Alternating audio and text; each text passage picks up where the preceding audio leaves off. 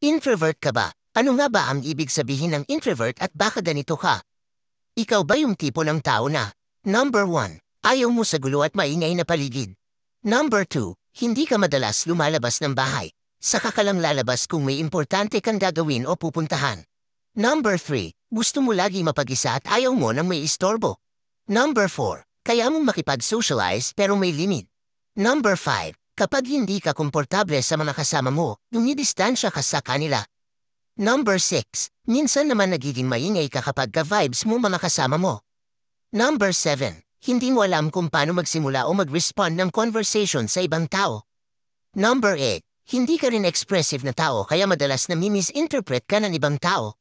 Number 9. Straightforward or frank kang tao pero madalas iniiwasan mong magbitiw ng masasakit na salita kapag alam mong sensitive ang pagsasabihan mong tao. Minsan naiisip mo na parang may mali sa'yo at bakit ka ganyan. Actually kaibigan walang mali sa'yo bagkus isa kang gifted na tao. In short matalino, proud introvert here.